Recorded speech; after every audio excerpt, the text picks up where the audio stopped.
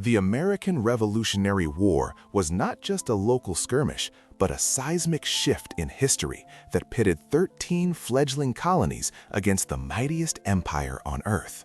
Great Britain boasted a population of 8 million and the world's most formidable navy. Conversely, the colonies were home to only 2.5 million souls, possessing no naval fleet and relying on loosely organized, poorly trained militias fueled only by the fire of liberty. The spark was ignited on April 19, 1775, when British regulars marched toward Concord, Massachusetts to seize arms. But the colonial Minutemen stood their ground, firing the shot heard round the world and plunging the continent into 8 long years of brutal conflict. In 1775, George Washington accepted the heavy burden of commanding the Continental Army. He was a leader forged in the wilderness, now tasked with leading a rebellion against the crown. The initial years were a gauntlet of despair. Boston was evacuated, New York was lost, and Philadelphia fell. Washington's men faced the abyss of starvation, disease, and desertion, holding on to the cause by a thread. Hope flickered back to life in October 1777 at Saratoga. American forces outmaneuvered the British, forcing 5,000 troops to lay down their arms. This pivotal victory convinced the French to lend their ships, gold, and legitimacy to the cause. By 1781, the tide had turned. At Yorktown, Virginia, George Washington orchestrated a masterful trap for General Cornwallis. With French ships sealing the sea and 17,000 troops tightening the noose on land, the British found no escape. After 3 weeks of relentless bombardment, General Cornwallis surrendered his 8,000 troops on October 19, 1781. The world turned upside down as the finest army in Europe bowed to a group of rebels. The conflict finally drew to a close with the signing of the Treaty of Paris in 1783. Britain formally recognized the independence of the United States, ceding vast lands from the Atlantic to the Mississippi River. The price of freedom was high, with 25,000 Americans lost to battle and disease. Yet, from these ashes rose the first modern republic, a beacon of independence that would inspire movements for liberty across the entire globe. Building on the nation's expansionist fervor after previous conflicts, America set its sights on new horizons, particularly during the Mexican-American War. The United States, driven by a burgeoning sense of manifest destiny, embarked upon an audacious invasion of Mexico. The official casus belli was a simmering border dispute over the recently annexed territory of Texas, an argument presented as justification to the world. However, beneath this diplomatic veneer, President James K. Polk harbored an ambitious vision: the acquisition of the vast, resource-rich lands of California and the entirety of the Southwest. The spark ignited on a fateful day, April 25, 1846. Along the disputed banks of the Rio Grande, a tense standoff escalated, culminating in a fierce clash between Mexican and American troops. News of the skirmish reached Washington with alarming speed. President Polk seized the moment, famously declaring to Congress that Mexico had shed American blood upon American soil, a powerful and inflammatory assertion designed to rally support. Swiftly, Congress responded, formally declaring war. The disparity in military might was stark. Mexico, though defending its homeland, could muster only around 32,000 troops, many ill-equipped and poorly trained. In contrast, the United States mobilized a formidable force of 78,000 soldiers, determined and well supplied. General Zachary Taylor spearheaded the invasion from the north, leading his forces to decisive victories at Palo Alto and Monterrey, pushing deeper into Mexican territory. Simultaneously, a daring and unprecedented operation unfolded on the Gulf Coast. General Winfield Scott orchestrated the first major amphibious assault in United States history at Veracruz. Under the oppressive gaze of coastal cannons, American troops stormed the beaches, securing a crucial foothold. From Veracruz, Scott's seasoned army began a grueling march inland, directly towards the heart of Mexico, Mexico City. Their route eerily mirrored the ancient path taken by Hernán Cortés in 1519, a grim echo of past conquests. Along this arduous march, at fiercely contested battlegrounds like Cerro Gordo, Contreras, and Churubusco, American forces, though often outnumbered, systematically defeated larger Mexican armies, demonstrating superior strategy and firepower. Amidst these brutal campaigns, future giants of American history cut their teeth. A brilliant young captain, Robert E. Lee, distinguished himself with daring reconnaissance, fearlessly scouting enemy positions, his keen eye mapping the intricate Mexican defenses. Another insightful lieutenant, Ulysses S. Grant, years later would reflect on the conflict with profound sorrow, calling it the most unjust war ever waged by a stronger nation against a weaker one, a testament to the moral complexities beneath the triumph. The climax arrived in September 1847. American forces launched a ferocious assault on Chapultepec Castle, a formidable fortress perched high above the city, serving as Mexico City's final bastion of defense. Inside, the valiant young Mexican military cadets, mere teenagers, stood their ground with astonishing bravery, fighting to the death rather than endure the indignity of surrender. Their sacrifice became a national legend. On September 14th, the ultimate blow landed. American troops triumphantly marched into Mexico City, raising the stars and stripes over the Palacio Nacional.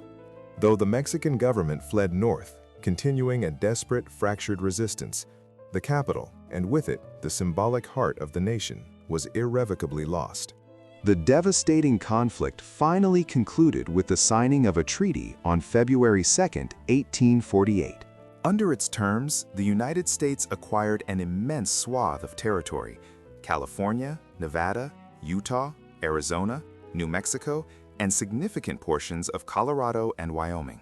This colossal land grab amounted to a staggering 55% of Mexico's original territory, purchased for a mere $15 million. The human cost for America was steep, with 13,000 lives lost, predominantly to disease rather than combat. The war dramatically expanded the United States by 525,000 square miles, fulfilling Polk's vision. Yet this vast acquisition came with a profound and unforeseen consequence. The fierce debate over whether slavery would be permitted in these new territories was reignited with unprecedented intensity. This divisive issue festered and grew, directly leading to the devastating American Civil War a mere 13 years later. The expansion of the United States westward brought forth a storm of debate over the future of slavery, pushing the nation relentlessly towards an unavoidable conflict. 13 long years after the initial sparks, this simmering tension would erupt into the American Civil War, a cataclysmic struggle that would redefine the very soul of the nation. In a dramatic act of defiance, 11 southern states, driven by the intertwined issues of states' rights and the preservation of slavery, formally seceded from the Union. They declared themselves the Confederate States of America, forging a new, separate nation based on deeply divisive principles. The point of no return arrived on April 12, 1861. At dawn, Confederate batteries unleashed a thunderous barrage upon Fort Sumter in Charleston Harbor, igniting the first shots of a war that would tear families and a nation apart. In Washington, D.C., a resolute President Abraham Lincoln swiftly responded, calling for 75,000 volunteers to suppress the nascent rebellion.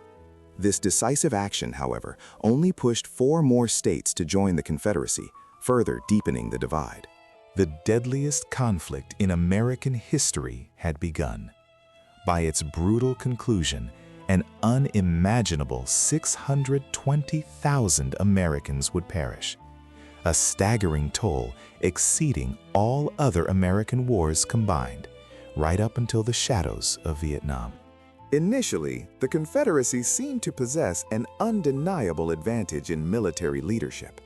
Brilliant strategists like Robert E. Lee delivered early, decisive victories at Bull Run, Fredericksburg, and Chancellorsville, inspiring fear and doubt in the Union ranks. Yet the Union held the overwhelming long-term advantage: a far greater population for manpower, a booming industrial base to churn out supplies, and an extensive network of railroads for swift troop and logistical movement. On January 1, 1863, President Lincoln issued the monumental Emancipation Proclamation, a pivotal decree that transformed the conflict from merely preserving the Union into a moral crusade to end the abhorrent institution of slavery, forever changing the war's purpose. July of 1863 proved to be the turning point, marked by two colossal battles. In the rolling fields of Gettysburg, Pennsylvania, Robert E. Lee's daring invasion of the North was brutally repelled, suffering 50,000 casualties in a monumental defeat for the Confederacy.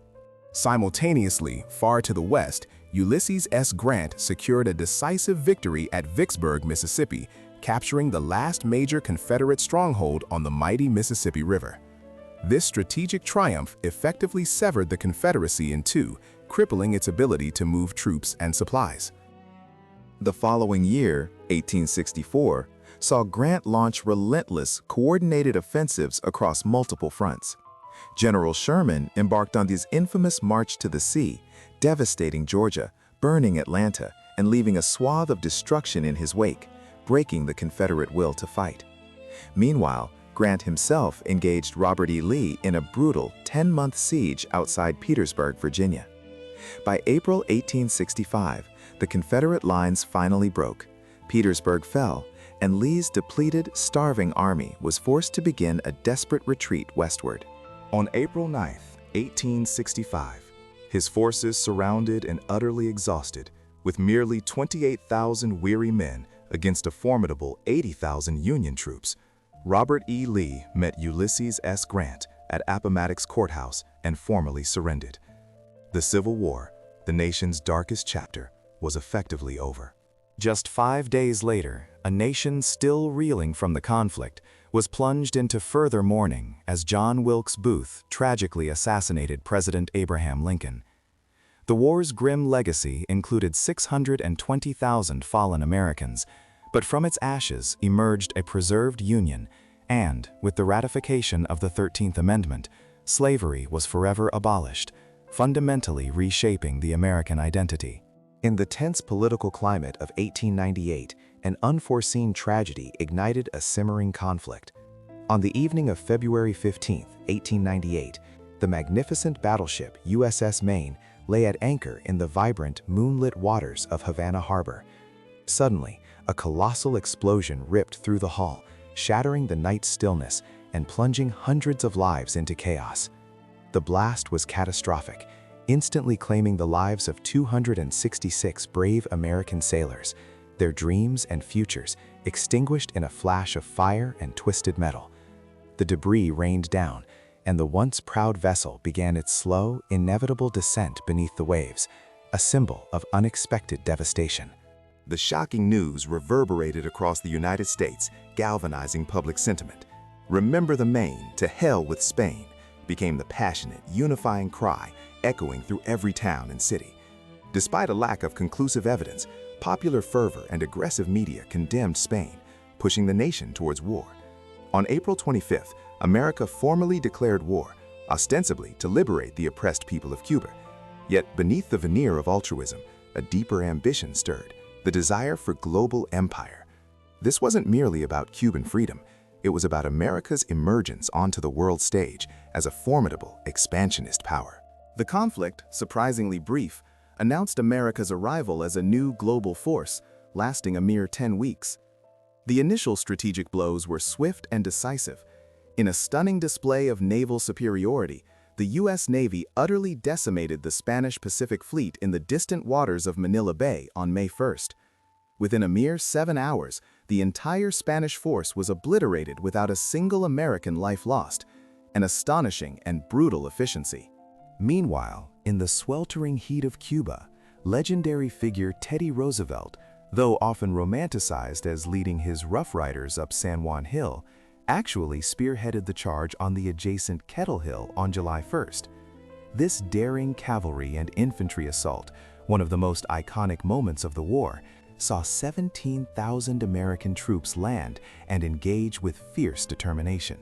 Just 2 days later, on July 3rd, The U.S. Navy delivered another crushing blow, annihilating the Spanish Caribbean fleet off the coast of Santiago, sealing Spain's naval fate. With both its Pacific and Caribbean fleets destroyed and its land forces overwhelmed, Spain had no viable military options left. On July 17th, defeated and exhausted, Spain formally requested peace terms. Though sporadic fighting persisted for a few more weeks, an armistice was finally signed on August 12th, bringing an official end to the hostilities. The war's brevity was starkly highlighted by a tragic reality. More American soldiers succumbed to disease, particularly typhoid and yellow fever, claiming 2,610 lives, than those lost in direct combat, which totaled 385 killed in action. The invisible enemy of illness proved far more deadly than the Spanish bullets. The true spoils of war were formalized months later with the signing of the Treaty of Paris on December 10, 1898. This landmark agreement saw Spain cede Puerto Rico, Guam, and the Philippines to the United States for a sum of $20 million, forever altering the geopolitical landscape. Cuba, while granted nominal independence, found itself bound tightly under U.S. control through the restrictive Platt Amendment. Overnight, America transformed into a burgeoning colonial power, its influence stretching across oceans. The occupation of the Philippines, a direct consequence of this expansion, would endure for a staggering 46 years, a testament to America's new imperial reach.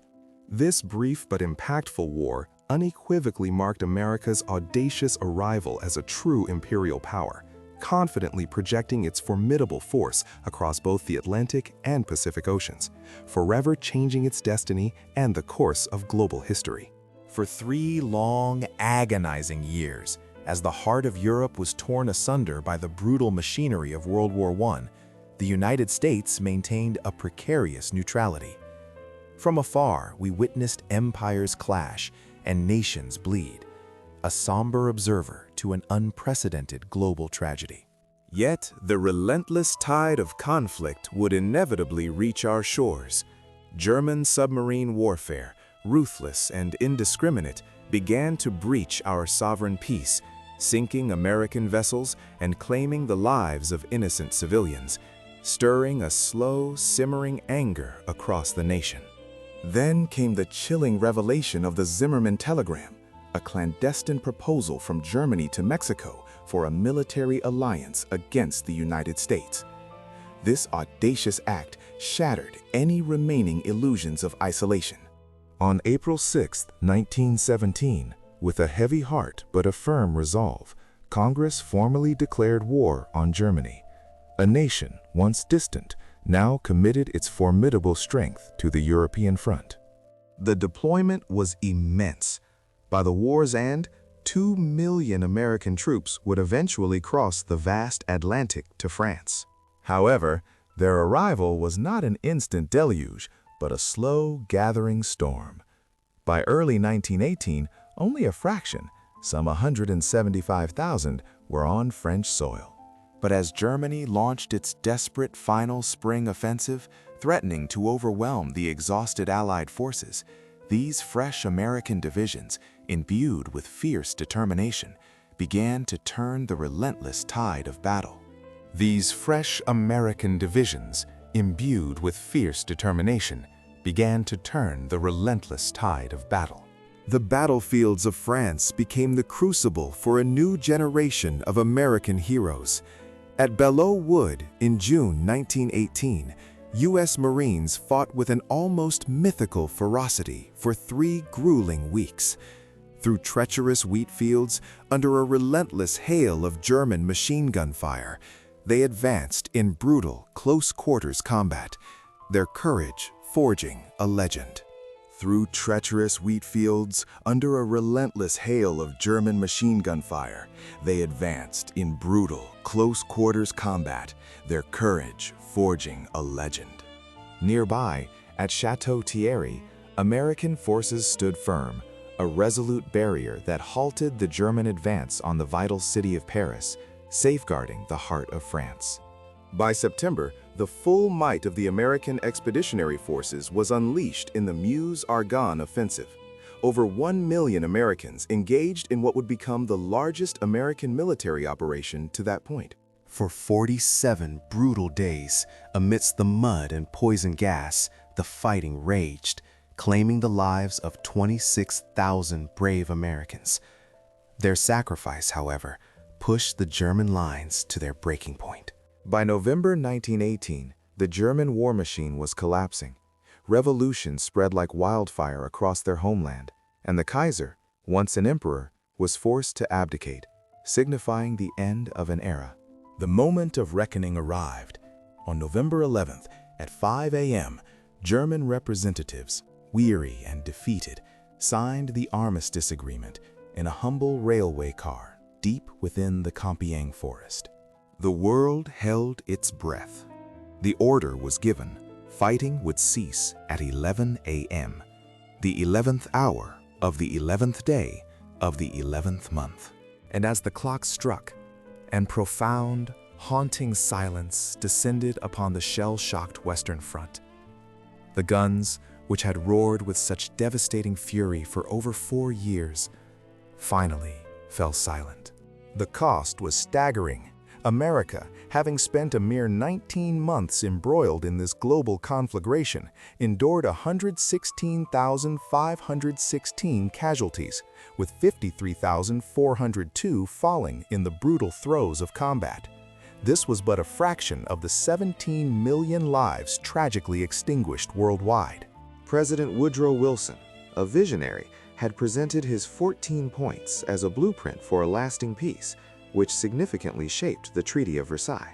Yet back home, the United States Senate, wary of entanglement, ultimately rejected joining the nascent League of Nations. In the aftermath of such global devastation, America retreated, pulling back into a familiar, albeit unsettling, isolationism, a reluctance to fully embrace the global responsibility that its newfound power had thrust upon it, and for the peace it had so crucially helped to create. The world was on the precipice of another great conflict. America, having retreated into isolationism, was suddenly, brutally awakened. On December 7, 1941, the Japanese Imperial Navy launched a devastating surprise attack on Pearl Harbor, a day that would forever live in infamy. Over 2,400 Americans lost their lives as 4 mighty battleships were sunk, plunging the nation into despair and outrage. Just 4 days later, Germany declared war on the United States, irrevocably drawing America into the global conflagration. The nation responded with an unparalleled mobilization. 16 million Americans answered the call to serve, as factories across the country roared to life, producing an astonishing 300,000 aircraft and countless war machines. Women by the millions stepped into vital roles in the workforce, shattering traditional boundaries and powering the war effort. The United States found itself fighting a grueling 2-ocean war simultaneously. Despite the attack on home soil, America adopted a Germany-first strategy, understanding the immediate threat in Europe. In the sands of North Africa, General Dwight D. Eisenhower's forces decisively defeated Erwin Rommel's Afrika Korps by May 1943. From there, the Allies pressed on, liberating Sicily and pushing through the rugged terrain of Italy, facing tenacious resistance every step of the way. Then came the monumental turning point, June 6, 1944, D-Day. A massive armada carrying 156,000 Allied troops, predominantly American, stormed the heavily fortified beaches of Normandy, France, in the largest amphibious invasion in history. Inch by bloody inch, they clawed their way inland, a testament to courage and sacrifice. By August, the vibrant city of Paris was liberated, its streets filled with cheering crowds welcoming their saviors. Meanwhile, in the vast, unforgiving expanse of the Pacific, American Marines engaged in a brutal island-hopping campaign. From the jungle horrors of Guadalcanal to the volcanic ash of Iwo Jima and the fierce, relentless fighting on Okinawa, each battle was more harrowing and bloodier than the last, pushing men to their absolute limits against an unyielding enemy. Back in Europe, By April 1945, Allied forces surged across the Rhine, closing in on the heart of Germany. Faced with inevitable defeat, Adolf Hitler committed suicide on April 30th, and Germany formally surrendered on May 8th, bringing an end to the war in the European theater. Yet Japan refused to yield, even as its cities were relentlessly bombed and its forces isolated. The prospect of an invasion of the Japanese home islands loomed, threatening to cost hundreds of thousands more American lives. A grim decision was made. On August 6, 1945, the Enola Gay soared over Hiroshima, dropping a single atomic bomb that instantly killed 80,000 people and forever changed warfare.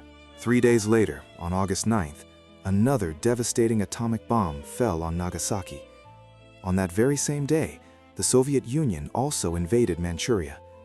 Faced with such overwhelming force and unprecedented destruction, Emperor Hirohito, on August 15, 1945, announced Japan's unconditional surrender over the radio, a voice never before heard by his people. The formal surrender ceremony, a poignant and historic moment, took place on September 2nd aboard the mighty USS Missouri in Tokyo Bay, finally bringing World War II to its epic, devastating close.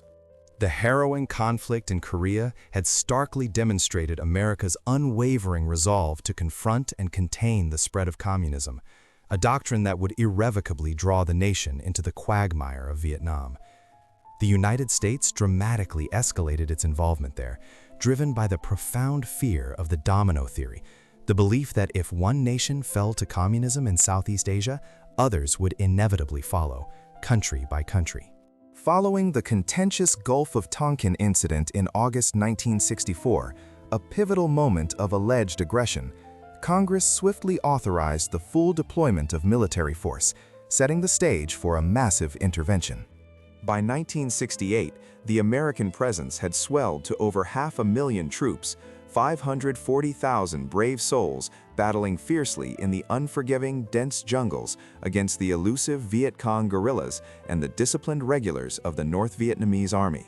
This brutal struggle would tragically become America's longest war until the distant conflict in Afghanistan.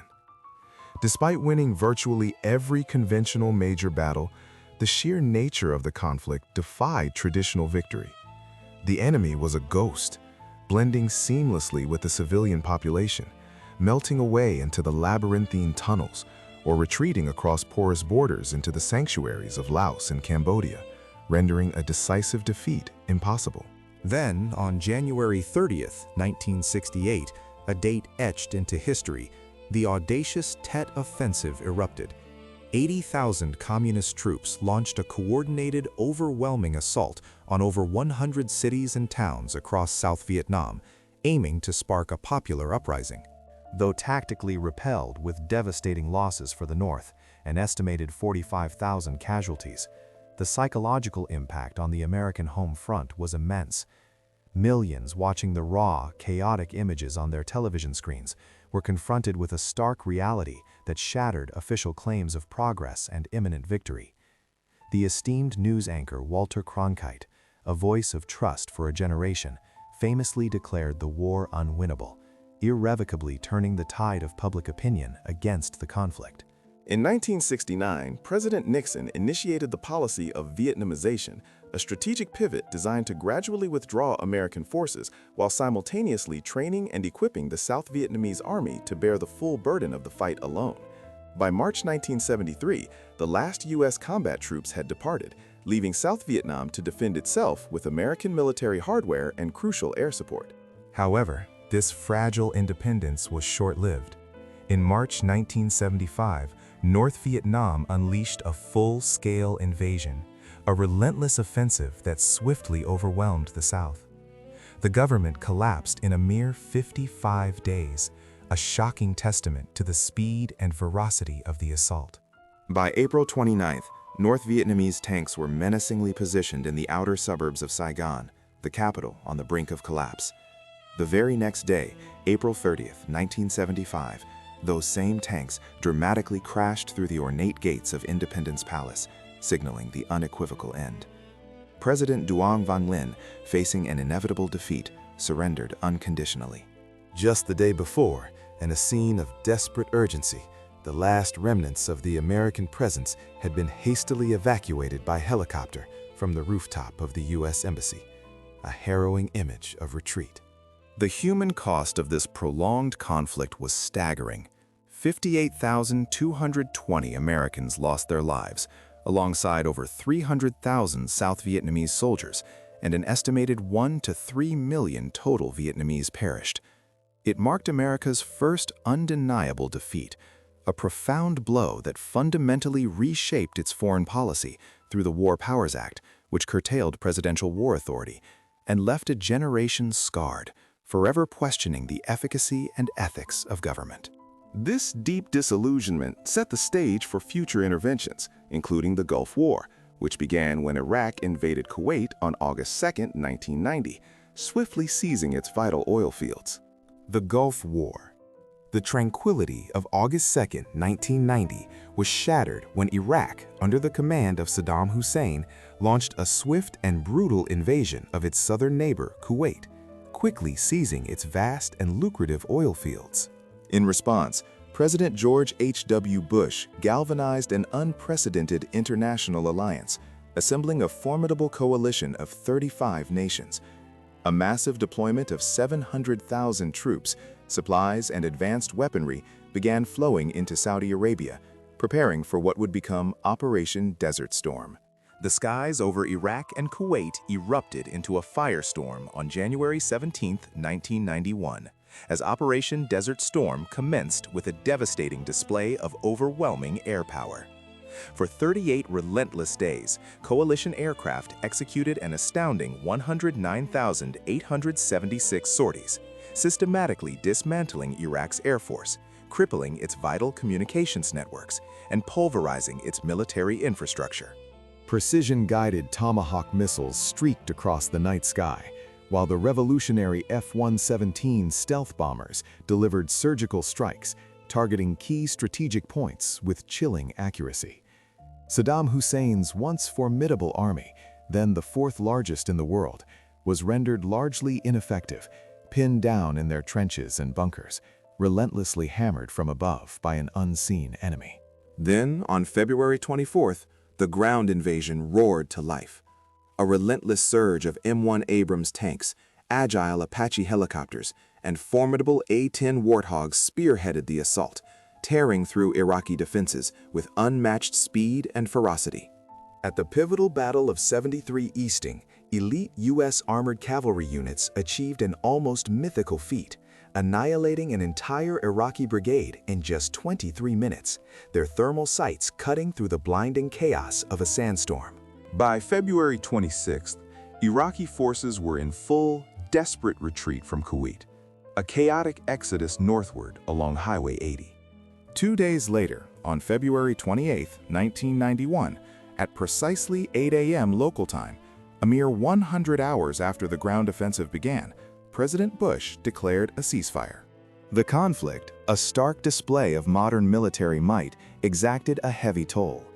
Coalition casualties were remarkably low, with 292 killed, including 148 Americans. In stark contrast, Iraqi casualties soared, estimated between 20,000 and 50,000 lives lost. This was hailed as the most lopsided victory in the annals of modern warfare. Yet, despite the crushing defeat, Saddam Hussein defiantly remained in power, setting the stage for a tragic return to conflict 12 years later, with the subsequent Iraq War.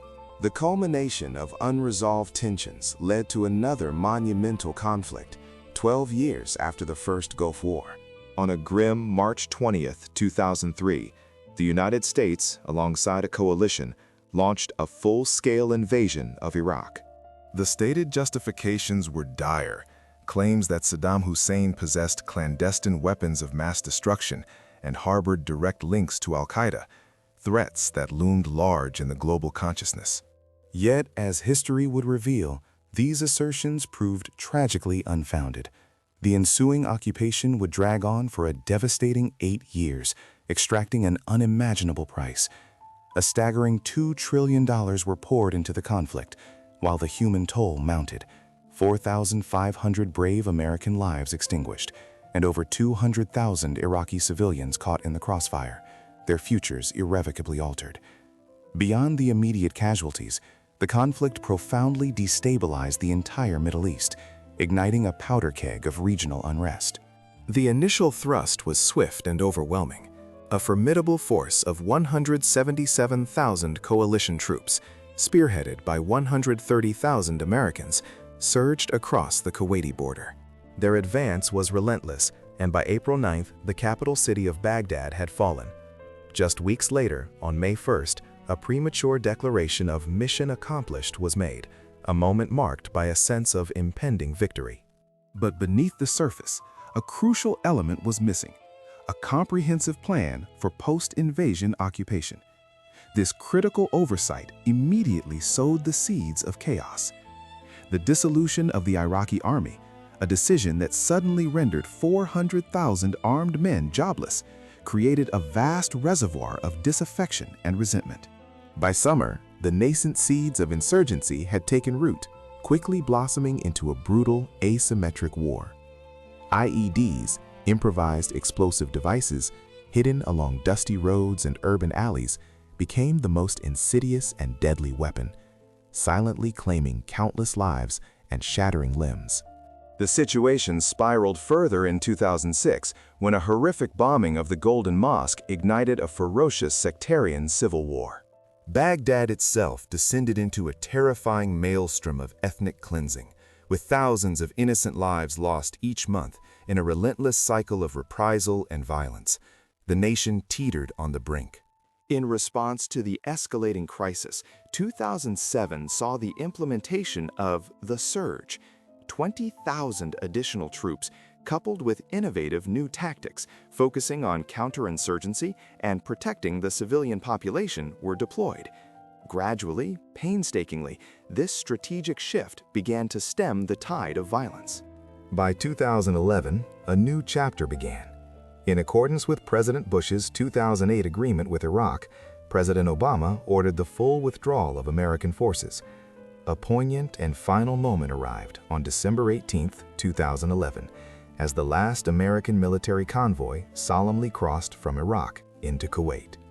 At precisely 7:38 a.m., the American flag, a symbol of presence and sacrifice, was ceremoniously lowered for the final time at military headquarters in Baghdad.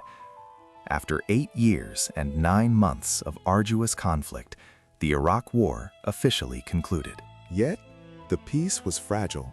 The country remained profoundly unstable, and within just 3 years, by 2014, the brutal shadow of ISIS would seize control of a third of the nation, a stark reminder of the war's enduring, complex legacy. The repercussions of September 11th, a day etched in collective memory, claimed the lives of 2,977 innocent Americans. In its wake, a somber nation resolved to act. On October 7, 2001, the United States launched its invasion of Afghanistan, driven by the resolute purpose to dismantle the al-Qaeda terrorist network and topple the oppressive Taliban regime that harbored them. Swiftly, by December of that same year, the Taliban's grip on power had dissolved, seemingly bringing an end to the immediate threat. However, a critical failure lingered. Osama bin Laden, the architect of 9/11, eluded capture, vanishing into the rugged landscape. Instead of a swift exit, America found itself entangled for 2 decades, committing to the ambitious, yet ultimately tragic, endeavor of nation-building, striving to foster a nascent democracy in a land scarred by perpetual conflict. This became America's longest war, an immense sacrifice costing an astounding $2.3 trillion and claiming the lives of 2,456 American servicemen and women. By 2009, with a surge of 100,000 American troops on the ground, a tenacious, resurgent Taliban continued its relentless fight. Though Osama bin Laden was finally tracked down and killed in Pakistan in 2011, the conflict raged on, seemingly without end. A turning point arrived in 2020 when President Trump initiated negotiations directly with the Taliban for a withdrawal, notably excluding the beleaguered Afghan government from the crucial discussions. The following year, President Biden confirmed a full withdrawal by September 11, 2021. Yet, as American forces began their departure, the fragile Afghan army, deprived of sustained support, crumbled with terrifying speed. Taliban fighters, emboldened and organized, swept through the provinces, capturing territory after territory in a swift, devastating advance. On August 15, 2021, the inevitable occurred. The Taliban entered Kabul, seizing the capital as President Ghani led. A tide of desperate Afghans, gripped by fear and the looming specter of a harsh new regime, surged towards Hamid Karzai International Airport. In scenes of harrowing chaos, some clung precariously to the sides of departing military transport aircraft, only to fall to their tragic deaths as the planes ascended. The United States hastily mounted an emergency evacuation, a desperate scramble against time. For 2 weeks, a relentless stream of transport planes ferried thousands of refugees to safety. But even this monumental effort was not without immense sorrow. On August 26th, a horrific suicide bombing outside the airport gates claimed the lives of 13 courageous U.S. service members and over 170 Afghan civilians, a devastating blow in the final hours. Finally, on August 30th, 2021, at precisely 11:59 p.m. Kabul time, the very last C-17 transport aircraft ascended into the night sky. On board was Major General Chris Donahue, the last American soldier to depart Afghan soil, a poignant end to a 2-decade conflict. The Taliban instantly reclaimed absolute control. 20 years, $2.3 trillion, and countless lives had ultimately yielded a return to the harrowing beginning. Afghanistan, after 2 decades of intervention, was back where it started, the cycle of conflict unbroken. As the final echoes of America's crucible fade into history, a new, ancient chapter beckons, pulling us back through the mists of time to where legends were forged. Beyond the battlefields of modern empires and the struggles for independence, we journey to an era forged in bronze and blood. There, amidst the sun-baked valleys and rugged mountains of ancient Greece, stood warriors whose legend would span millennia, the Spartans. They were the absolute pinnacle of ancient martial discipline, the only soldiers of antiquity whose very name, even after 2,500 years, remains an unbreakable synonym for the perfect warrior.